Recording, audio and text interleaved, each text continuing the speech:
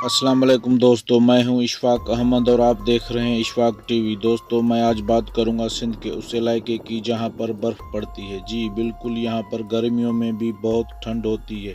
इस जगह का नाम है गोरख हिल स्टेशन। ये बिल्कुल मरी की तरह ठंडा रहता है, जो कि पहाड़ी सिलसिले पर मौजूद है। ये ज़िला दादू के शुमाल मगरब में तकरीबन 70 सिलसिले पर मौजूद खिरथर जबल पर एक पॉइंट है जो बिल्कुल किसी यूरोप की जगह से कम नहीं। ये आप उसके रोड देख सकते हैं। बहुत ही खतरनाक चढ़ाई है जहाँ पर ये बिल्कुल जबल की चोटी पर स्टेशन बना हुआ है, क्योंकि साल में 24 घंटे ये खुला रहता है और यहाँ पर बिल्कुल मरी की तरह ठंड पड़ती है। आप देख सकते हैं यहाँ के नज़ारे और रास्ता कितना खतरनाक है। बिल्कुल ये यूरोप के रोड जैसा बनाया गया है। आप देख सकते हैं इस स्टेशन पर बहुत ही खूबसूरत नज़ारे हैं।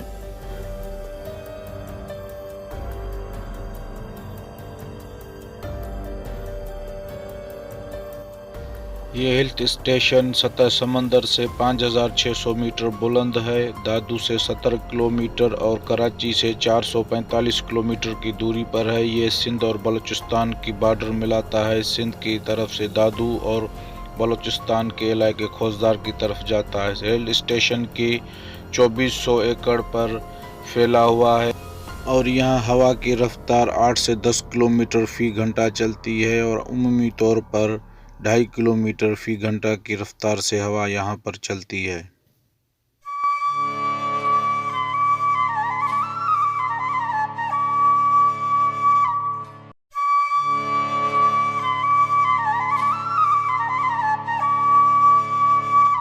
दोस्तों, सोचने की बात यह है कि यहाँ पर इसका नाम गोरख कैसे पड़ा।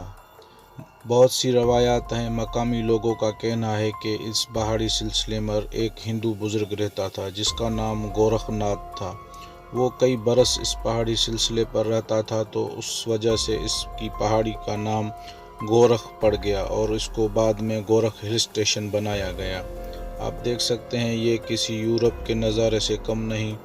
गर्मियों में और बहुत ही खूबसूरत नज़ारे होते हैं और ये साल के 365 दिन खुला होता है। पाकिस्तान में कुल 6 हिल स्टेशन है, जिनमें से 5 को 6 महीने खुला रखते हैं, 6 महीने बंद कर दिया जाता है। लेकिन गोरख स्टेशन साल के 165 दिन खुला रहता है। आप जब चाहें विज़िट कर सकते हैं। यहाँ पर बर्फ़ पड़ती है, बहुत ठंड होती है और बहुत ही खूबसूरत नज़ारे हैं, आप देख सकते हैं। और यहाँ की मौसम बहुत ही प्यारी होती है गर्मियों के मौसम में।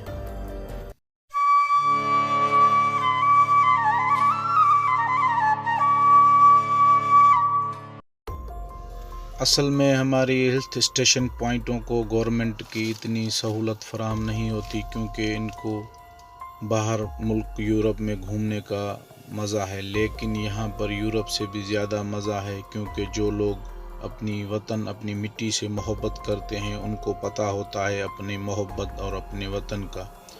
हमारे सियासतदान बिल्कुल आज़ाना तौर पर बाहर घूमते हैं और ख़र्चा करते हैं, लेकिन अपने मुल्क और अपनी मिट्टी के लिए कोई ख़र्चा नहीं करते। नहीं तो इतने खूबसूरत मनाजिर किसी यूरोप मुल्क में होते तो पता नहीं आज क्या से क्या पॉइंट बन जाती। दोस्तों, आज की वीडियो मेरी कैसी लगी कमेंट सेक्शन में ज़रूर बताएं। लाइक करें, सब्सक्राइब करें और बेल आइकन को दबाएं। शुक्रिया।